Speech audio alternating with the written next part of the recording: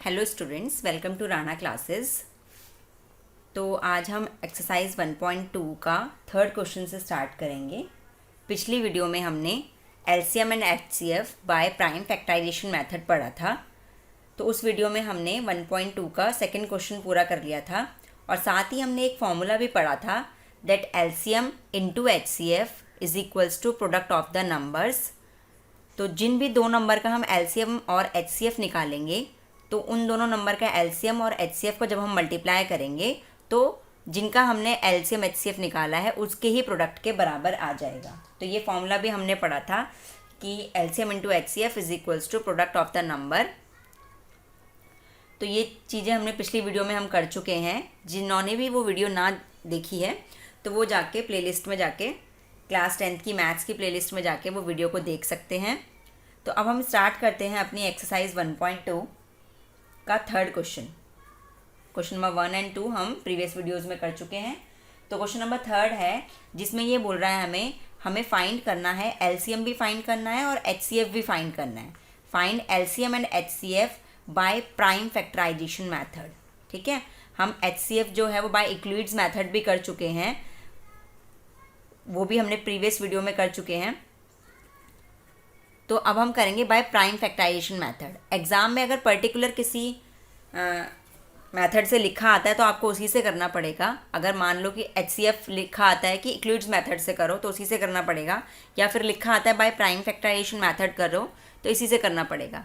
Otherwise अगर कुछ नहीं लिखा आएगा फाइंड एचसीएफ, तो आप किसी से भी कर सकते हो।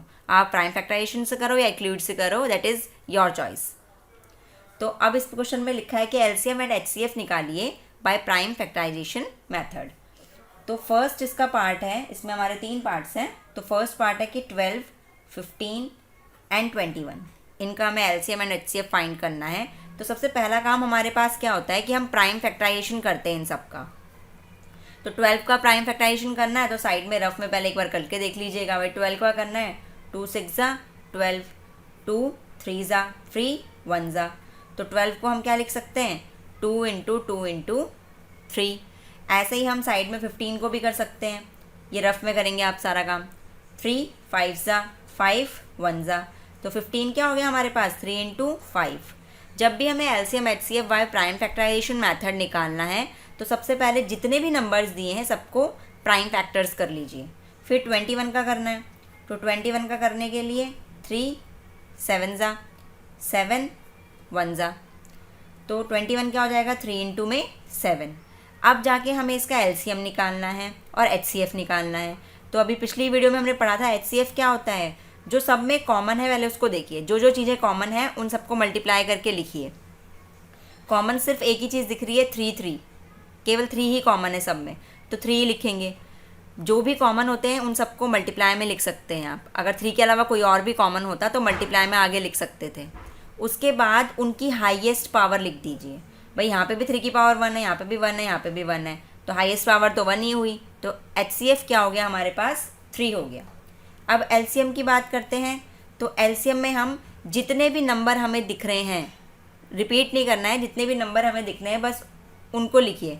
प्राइम फैक्टर में जितने भी नंबर हमें दिख रहे हैं, कौन कौन से नंबर दिख रहे हैं, एक तो 2 दिख रहा है, फिर 3 दिख रहा है, 3 दोबारा हम नहीं लेंगे क्योंकि एक बार हम ऊपर ले चुके हैं, फिर 5 दिख रहा है। जो भी यूनिक नंबर आपको दिख रहे हैं, डिफरेंट नंबर दिख रहे हैं प्राइम फैक्टर्स में, उनको लिख लीजिएगा। फिर 3 हम दोबारा नहीं लेंगे, फिर 7 लेंगे। तो 2 3 5 7 यही नंबर हैं जो प्राइम फैक्टर्स में हमें बार बार दिख रहे हैं, तो उनको एक एक बार लिख लिया। अब उनकी हाईएस्ट पावर, इसको हम एक और तरीके से लिख सकते हैं 2 की पावर 2 × में 3। तो ऐसे भी लिख सकते हैं हम 12 को। अब इनकी हाईएस्ट पावर, भाई 2 की हाईएस्ट पावर, यहाँ तो 2 है ही नहीं, 2 की हाईएस्ट पावर कितनी है 2 है, हाईएस्ट पावर को लिखिए। फिर 3 की हाईएस्ट पावर सब में 3 एक बार है, तो 1 ही हुई इसकी हाईएस्ट पावर। 5 की हाईएस्ट पावर 1 है, 7 की हाईएस्ट पावर भी 1 है। बस, तो ये हमारे पास क्या आ जाएगा एलसीएम आ जाएगा। इन सबको आप मल्टीप्लाई करेंगे तो 420 आएगा। ठीक है, तो ये हमारा हो गया एलसीएम। एचसीएफ में जो कॉमन होता है उनको लिख के उनकी लोएस्ट पावर ऊपर चढ़ाते हैं, और एलसीएम में हमारे पास हम क्या करते हैं, जितने भी हमारे पास डिफरेंट प्राइम नंबर्स हैं उन सबको मल्टीप्लाई करके उनकी हाईएस्ट पावर को ऊपर लिखते हैं। तो ये तो हो गया हमारे पास फर्स्ट पार्ट। अब ऐसे ही सेकंड पार्ट करेंगे। सेकंड पार्ट में हमें बोला है 17, 23 एंड 29। ये 3 नंबर्स हैं। 17 एक प्राइम नंबर होता है, तो हम 17 को कुछ नहीं लिख सकते, 17 इंटू 1 लिख सकते हैं बस, क्योंकि प्राइम नंबर या तो खुद से जाता है या फिर 1 से जाता है। अब 23 भी एक प्राइम नंबर होता है, तो 23 इंटू में 1 लिख सकते हैं।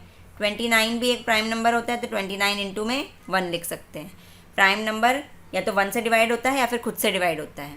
तो अगर हम HCF की बात करें तो कॉमन कौन है यहाँ पर? केवल 1 है, तो 1 ही क्या आ जाएगा हमारा HCF। उसकी हाईएस्ट पावर, वो लोवेस्ट पावर कितनी है? 1 ही है, तो HCF तो आ गया 1। अब LCM की बात करें तो LCM में जितने भी नंबर हमें दिख रहे होते हैं वो सब हम लेते हैं एक एक बार। तो सबसे पहले 1 लिख सकते हैं, 17, 23 और 29। इन सब की हाईएस्ट पावर लिखेंगे, तो सबकी हाईएस्ट पावर क्या है? 1 ही है, एक एक बार ही दिखाई दे रहे हैं हमें हाईएस्ट। तो 17, 23 और 29 इन सबको मल्टीप्लाई करेंगे तो हमारे पास आएगा 11339। तो दैट इज़ अवर LCM। अब उसके बाद हम थर्ड पार्ट करेंगे। अब थर्ड पार्ट में हमें 8, 9 एंड 25 का LCM HCF निकालना है। तो साइड में पहले 8 का प्राइम फैक्टराइजेशन कर लीजिए। 2 4 ज़ा, 2 2 ज़ा, 2 1 ज़ा। तो 8 को हम क्या लिख सकते हैं? 2 इंटू 2 इंटू 2 या फिर 2 का क्यूब। फिर 9 को हमें वैसे भी पता ही है 3 इंटू 3, ठीक है। तो 3 इंटू 3 मतलब 3 का स्क्वायर।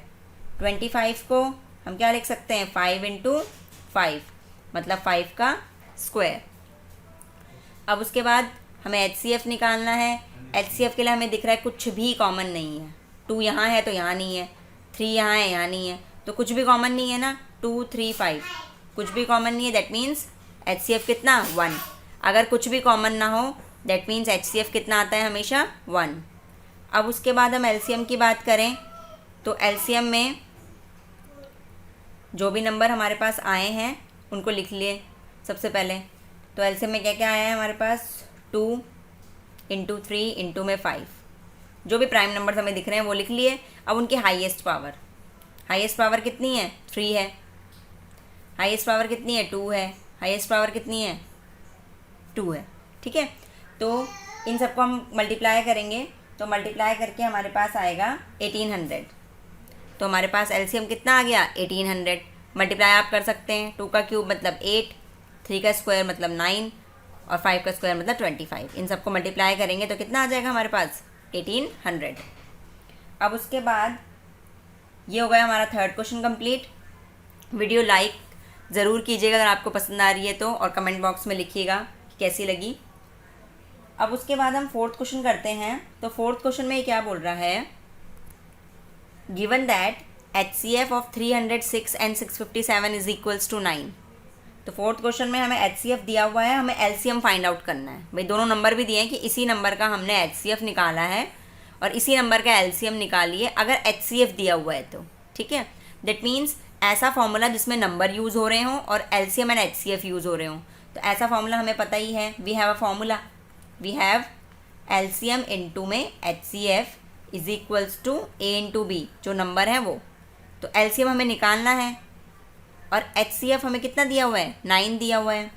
और A क्या है? नंबर कौन सा है? पहला नंबर 306, दूसरा नंबर कितना है? 657। तो ईजिली हम इस फॉर्मूले की हेल्प से LCM फाइंड आउट कर सकते हैं। अब कैसे फाइंड आउट करें LCM? भाई LCM इज इक्वल्स टू, ये यहाँ 9 मल्टीप्लाई में है, इसको क्या कर लेंगे हम? डिवाइड में ले जाएंगे, अपॉन में 9। अब 9 से इसको कैंसिल करके देखेंगे, 9 7 ज़ा 63, 2 बचा 27 हो गया, 9 3 ज़ा 27। तो ये आ गया हमारे पास 306 इंटू में 73, मल्टीप्लाई करेंगे तो 22338। तो दिस इज़ आवर LCM, ठीक है। तो फोर्थ क्वेश्चन भी हमारा हो गया है। अब हम फिफ्थ क्वेश्चन की ओर बढ़ते हैं। तो फिफ्थ क्वेश्चन जो हमारा है वो कह रहा है check whether 6 to the power n can end with the digit 0 for any natural number n। Check करना है हमें कि 6 की पावर n कोई भी नेचुरल नंबर है, मतलब 1 हो सकता है, 2 3 4 कुछ भी। तो अगर हम नेचुरल नंबर ले रहे हैं n को, तो 6 टू द पावर n क्या कभी 0 से एंड होगा? ये चेक करना है हमें। तो पहले तो हम चेक ही कर लेते हैं नॉर्मल सा। तो अगर हम नॉर्मल इसे चेक करें तो 6 टू द पावर 1 करके देखती हूँ मैं, ये रफ में होगा काम, केवल समझाने के लिए। फिर हम देखेंगे कि अगर एग्जाम में ये आता है तो किस तरीके से करना है हमें क्वेश्चन। इंपॉर्टेंट क्वेश्चन है, कई बार ये क्वेश्चन एग्जाम में 3 मार्क्स में दे देता है। तो ये लैंग्वेज फॉर्म का क्वेश्चन है, इसको आप थ्रू लैंग्वेज ही पूरा सॉल्व करेंगे। तो सबसे पहले एक बार साइड में देख लीजिए, समझ लीजिए इसको। 6 टू द पावर 1, भाई नेचुरल नंबर 1 से स्टार्ट होते हैं, 1 करा हमने, 6 की पावर 1 क्या होगा 6। 6 to the power 2, 6 to the power 2 का मतलब 6 का स्क्वायर, मतलब 6 इंटू 6 कितना होता है 36। 6 टू द पावर 6, फिर एक और बार 6 से मल्टीप्लाई कर, 3 बार 6 से मल्टीप्लाई करना है, तो हमारे पास कितना हो जाएगा 216। तो हम देख रहे हैं कि बार बार एंड में तो 6 ही आ रहा है, फिर आप एक और बार करेंगे 6 की पावर 4 तो भी एंड में हमेशा 6 आएगा। तो ये बोल रहा है कि क्या कभी ऐसा होगा कि 6 की पावर n एंड होगा 0 से, भाई नहीं हो रहा है, यहाँ पे भी एंड हुआ 6 से 6 से 6 6, बार बार एंड तो 6 से ही हो रहा है, 0 से तो कभी एंड नहीं होगा। तो अब इसे लिखेंगे कैसे एग्जाम में, समझ हमें आ गया कि 0 से एंड नहीं होगा, बट एग्जाम में कैसे लिखना है। तो एग्जाम में हमें लैंग्वेज फॉर्म में लिखना है, तो हम कैसे लिखेंगे भाई 6 to the power n can end with digit 0। कोई भी नंबर है अगर वो 0 से एंड हो रहा है तो इतना हमें कंफर्म है कि वो नंबर 5 से तो डिवाइड ज़रूर होगा। भाई 10 है, 0 से एंड होता है, तो वो क्या होता है 10 हमारे पास है, 0 से एंड हो रहा है तो क्या होता है 5 से डिवाइड होता है। 20 है, 0 से एंड हो रहा है तो 5 से डिवाइड होता है। कोई भी नंबर जो 0 से एंड होगा वो हमेशा 5 से डिविजिबल होता है। अगर इस नंबर को 0 से एंड होना है तो ये भी 5 से डिविजिबल होगा, ठीक है। तो हम क्या लिखेंगे 6 to the power n can end with the digit 0 if it is divisible by 5, ठीक है। अगर ये डिविजिबल बाय 5 होगा, इट मीन्स इसके पास क्या होना चाहिए, इट हैज़ अ फैक्टर 5। इसके पास एक ऐसा फैक्टर होना चाहिए, क्या होना चाहिए 5 होना चाहिए। मतलब इसका मैं अगर प्राइम फैक्टराइजेशन करूँ तो उस प्राइम फैक्टराइजेशन में 5 ज़रूर आना चाहिए, क्योंकि प्राइम फैक्टराइजेशन में वही नंबर आते हैं जिससे वो डिवाइड होता है। जैसे यहाँ पे मैंने 8 का प्राइम फैक्टराइजेशन करा, 2 2 2 आया, मतलब 8 जो है वो 2 से डिवाइड होता है, वही तो नंबर आते हैं जिससे वो डिवाइड होता है। तो अगर मैं 6 का प्राइम फैक्टराइजेशन करूं तो 5 आना चाहिए, ठीक है। अगर वो एंड होता है 0 से, तो हम लेके चल रहे हैं कि 6 टू द पावर एंड अगर 0 से एंड होगा तो वो 5 से डिवाइड होगा। 5 से डिवाइड होगा तो उसके पास एक फैक्टर 5 ज़रूर होगा, तो 5 फैक्टर होगा। तो 6 टू द पावर n का अब हम क्या करते हैं प्राइम फैक्टराइजेशन करते हैं। 6 को मैं क्या लिख सकती हूँ 2 इंटू 3, उसकी पावर n किया तो 2 की पावर भी n हो जाएगी और 3 की पावर भी n। तो यहाँ पे हमें क्या देखने को मिला कि इसके पास 2 ही फैक्टर हैं, एक 2 और एक 3, ठीक है। तो it means 6 to the power n has only 2 factors 2 and 3। तो फंडामेंटल थ्योरम की यूनिकनेस के हिसाब से हम इसको 2 और 3 के ही फॉर्म में लिख सकते हैं और किसी में नहीं लिख सकते, क्योंकि फंडामेंटल थ्योरम जो मैंने आपको प्रीवियस वीडियो में पढ़ाई थी वो क्या कहता है कि यूनिक तरीके से ही लिख सकते हैं हम और किसी फॉर्म में नहीं लिख सकते। तो 2 इंटू 3 के फॉर्म में ही लिख सकते हैं हम 6 को। तो इट मीन्स उसके अकॉर्डिंग 2 और 3 के अलावा इसके और कोई फैक्टर नहीं होंगे, मतलब इसका फैक्टर 5 नहीं होगा, 5 इसका फैक्टर नहीं होगा। That means 6 to the power n क्या नहीं होगा, डिजिट 0 से एंड नहीं होगा। 6 to the power n does not end with digit 0, ठीक है। तो ये हो गया हमारे पास क्वेश्चन नंबर 5। तो 5 के बाद अब हम क्वेश्चन नंबर 6 कर लेते हैं और उसके बाद एक हमारा लास्ट क्वेश्चन 7th बच जाएगा, उसे भी कंप्लीट करके एक्सरसाइज 1.2 को हम फिनिश कर लेंगे। तो हमारे पास क्वेश्चन नंबर 6 है, explain why 7 into 11 into 13 plus में 13 एंड 7 इंटू 6 5 4 3 2 1 इन प्लस में 5 आर कंपोजिट नंबर। हमें एक्सप्लेन करना है कि क्यों ये दोनों नंबर्स हमारे कंपोजिट होंगे। तो मैंने स्टार्टिंग में ही फर्स्ट वीडियो में आपको बताया था कि 2 टाइप के नंबर होते हैं, एक तो प्राइम नंबर्स जिनके 2 ही फैक्टर होते हैं 1 एंड इटसेल्फ, ठीक है। प्राइम नंबर या तो खुद से डिवाइड होगा या फिर 1 से। दूसरा होता है कंपोजिट नंबर जिनका 2 से ज़्यादा फैक्टर्स होते हैं, दैट मीन्स वो खुद से भी डिवाइड होंगे, 1 से भी होंगे और उसके अलावा किसी और तीसरे नंबर से भी डिवाइड होंगे, ठीक है। तो अब बस हमें अगर इनको कंपोजिट प्रूफ करना है, दैट मीन्स हमें प्रूफ करना है कि इनके 2 से ज़्यादा फैक्टर्स हैं, बस यही प्रूफ करना है। तो वो क्या हो जाएंगे कंपोजिट नंबर्स हो जाएंगे। तो अब सिंपली फर्स्ट नंबर को लेके चलते हैं। टेक 7 इंटू 11 इंटू 13 प्लस 13, दोनों में 13 आ रहा है, कॉमन ले लीजिए 13। तो अगर हम 13 कॉमन ले लेंगे तो हमारे पास 7 इंटू 11 बच गया, 13 तो बाहर आ गया, यहाँ से 13 बाहर आ गया, तो 13 जब बाहर आ जाएगा यहाँ से तो कितना बचेगा, यहाँ पे 1 बचेगा। तो 13, 7 इंटू 11 कितना हो जाएगा हमारे पास 77, और +1 कितना हो जाएगा 78। तो अब हमें दिख रहा है कि इसके पास 13 और 78 को हम क्या लिख सकते हैं, 2 से एक बार ब्रेक कर लीजिए इसको, 78 को, 2 3 जा 6, 18 हो गया, 9 आ जाएगा, 39 रहने दीजिए, 2 इंटू 39 लिख सकते हैं हम इसे भाई। 2 इंटू 39 करेंगे तो क्या आएगा 78 ही आएगा। तो हमें दिख रहा है इसके 2 से ज़्यादा फैक्टर हो गए ना, it has more than 2 factors, तो ये प्राइम नहीं है। दैट मीन्स ये क्या है, कंपोजिट नंबर है, more than 2 factors, hence 7 into 11 into 13 plus 13 is composite number. भाई जिसके भी 2 से ज़्यादा फैक्टर्स हो जाएंगे वो क्या हो जाएगा, कंपोजिट नंबर हो जाएगा, और 2 होंगे 1 और खुद, तो वो क्या हो जाएगा, प्राइम नंबर हो जाएगा। ठीक है, तो कंपोजिट हो गया। नेक्स्ट हम ले लेते हैं इसको, 7 इंटू 6 इंटू 5, 4 3 2 1 और प्लस में 5, यहाँ पे भी 5 आ रहा है, इधर भी 5 आ रहा है। दैट मीन्स हम 5 को क्या लिख सकते हैं, कॉमन, 7 इंटू 6, 5 तो बाहर आ गया, 4 बचा, 3 2 और साथ में 1 बचा, और इधर 5 बाहर आ गया तो क्या बच गया 1। तो 5, और यहाँ पे हम क्या लिख लेंगे, इन सबको मल्टीप्लाई कर लेंगे। तो मल्टीप्लाई हम करेंगे इन सबको, तो हमारे पास आ जाएगा ये 1008, और प्लस में क्या आ जाएगा 1, तो ये आ जाएगा 5 इंटू में 1009। अब यहाँ पे एक चीज़ हमें दिख गई है कि इस नंबर के एक फैक्टर तो 5 है, एक नंबर 1009 है, और एक 1 भी हो जाएगा, इंटू 1 भी लिख सकते हैं भाई, इंटू 1 करने पे कोई फ़र्क थोड़ी पड़ेगा। तो 1 कोई भी, क्योंकि सारे नंबर 1 से तो डिवाइड होते ही होते हैं, तो कंफर्म है ना, तो ये नंबर 1 से तो होगा ही पूरा का पूरा नंबर डिवाइड, उसके अलावा 5 से भी हो रहा है, उसके अलावा 1009 से भी हो रहा है। दैट मीन्स 2 से ज़्यादा फैक्टर्स हो गए।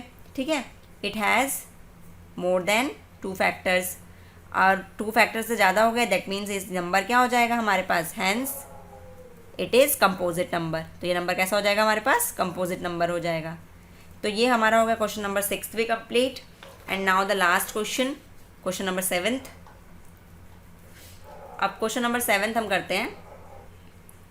तो क्वेश्चन नंबर 7 है हमारे पास, there is a circular path around a sports field, Sonia takes 18 minutes to drive 1 round of the field. हमारे पास एक सर्कुलर पाथ है जिसमें एक राउंड को कंप्लीट करने में सोनिया लगाती है 18 मिनट्स। ठीक है, सर्कुलर पाथ है, सोनिया लगा रही है 1 राउंड को कंप्लीट करने में 18 मिनट्स। अब उसके बाद ये बोल रहा है जो रवि है, Ravi takes 12 minutes for the same, एक राउंड को कंप्लीट करने के लिए वो लगा रहा है 12 minutes. That means Ravi is faster than Sonia, वो कम टाइम लगा रहा है क्योंकि suppose they both start at the same point, अगर वो दोनों सेम ही पॉइंट से स्टार्ट कर रहे हैं, एट द सेम टाइम पे सेम पॉइंट से स्टार्ट कर रहे हैं, सेम डायरेक्शन में, सोनिया भी इसी डायरेक्शन में उसी टाइम पे जा रही है, रवि भी इसी डायरेक्शन में जा रहे हैं, तो after how many minutes will they meet again at the starting point, starting point पे वो कितने मिनट्स बाद दोबारा मिलेंगे, ये बोल रहा है वो। तो सोनिया और रवि ने यहीं से स्टार्ट किया, बट हमें पता है रवि इज़ फास्टर क्योंकि वो कम टाइम पे कंप्लीट करता है 1 राउंड, तो रवि फास्टर है तो रवि तो आगे निकल जाएगा। ठीक है, और सोनिया रह जाएगी पीछे। अब एक टाइम ऐसा आएगा ये तो आप जल्दी कंप्लीट कर लेगा 1 राउंड को, लेकिन सोनिया क्या रहेगी, पीछे ही रहेगी। तो एक टाइम ऐसा आएगा क्योंकि रवि फास्टर है, वो एक टाइम ऐसा आएगा जब सोनिया के बराबर में आएगा, स्टार्टिंग पॉइंट पे दोनों के दोनों मिल जाएंगे। ठीक है, लेकिन उस टाइम पे रवि के ज़्यादा राउंड्स होंगे और सोनिया के कम, because Ravi is faster than Sonia. तो वो टाइम बताना है जब दोनों स्टार्टिंग पॉइंट पे दोबारा से मिलेंगे, उस टाइम पे क्या वो टाइम होगा, कितने राउंड्स होंगे जब हमारे पास कितने मिनट्स में दोनों के दोनों वापस मिलेंगे, क्योंकि एक राउंड इसका 12 मिनट में हो रहा है और इसका 18 मिनट्स में, तो कितने टाइम बाद, कितने मिनट्स बाद वो दोनों स्टार्टिंग पॉइंट पे मिलेंगे, ये हमें बताना है। ठीक है, हो सकता है वो दोनों मान लो कि हमें 20 मिनट में मिल रहे हैं। ठीक है, उसके बाद वो दोबारा भी मिल सकते हैं। ठीक है, तीसरी बार थर्ड टाइम भी मिल सकते हैं, लेकिन हमें तो क्या बताना है, कम से कम कितने टाइम पे वो पहली बार फर्स्ट टाइम जब मिलेंगे वो बताना है हमें, कम से कम कितने टाइम पे। ठीक है, कम से कम के लिए हम क्या निकालते हैं कि भाई मिनिमम कितने टाइम पे दोनों स्टार्टिंग पॉइंट पे मिलेंगे, ये नहीं निकालना कि मैक्सिमम कितने टाइम पे। अब जब हम एग्ज़ाम कंप्लीट कर रहे होते हैं तो कोई भी हमसे पूछता है तो यही तो पूछता है कि मिनिमम कितने टाइम पे आप इस एग्ज़ाम को कंप्लीट कर लोगे, ये थोड़ी बताएगा कि मैक्सिमम कितना, 3 दिन 4 दिन, यही पूछेगा ना कितने आवर्स मिनिमम आपको लगेंगे टू कंप्लीट दैट एग्ज़ाम। तो ऐसे ही कि उनको मिलने में मिनिमम कितना टाइम लगेगा स्टार्टिंग पॉइंट पे। तो मिनिमम के लिए हम क्या लेते हैं, एलसीएम। क्या लेंगे, LCM. L for least common multiple. ऐसा कौन सा इनमें कॉमन मल्टीपल है, सबसे लीस्ट मतलब सबसे मिनिमम कौन सा ऐसा मल्टीपल है जब ये क्या करेंगे, सबसे मिनिमम टाइम पे स्टार्टिंग पॉइंट पे मिल जाएंगे। तो हम क्या लिखेंगे यहाँ पे, सबसे पहले एलसीएम लिखेंगे हम 18 और 12 का, हमें ये फाइंड आउट करना है, ठीक है। तो 18 का हम सबसे पहले क्या करेंगे, प्राइम फैक्टराइजेशन करेंगे। तो 2 9 ज़ा 3 3 ज़ा, ठीक है। तो 2 इंटू 3 इंटू 3, इसको लिख सकते हैं 2 इंटू 3 का स्क्वायर। ऐसे ही 12 का करेंगे हम, तो 2 6 ज़ा और 2 3 ज़ा। अब उसके बाद 2 इंटू 3 मतलब 2 का स्क्वायर इंटू में 3। अब एलसीएम लिखेंगे, एलसीएम इज इक्वल्स टू क्या होता है, 2 इंटू 3 लिखेंगे हम, जो भी उसमें आ रहे हैं भाई prime numbers.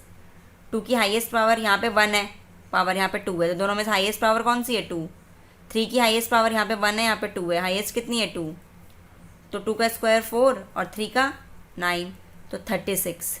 That means 36 minutes में वो वापस इसी पॉइंट पे आके दोबारा मिलेंगे। तो हम क्या लिखेंगे, 36 minutes they will meet, in 36 minutes they will meet at starting point. 36 minutes में क्या कर देंगे, स्टार्टिंग पॉइंट पे मिल जाएंगे, ठीक है।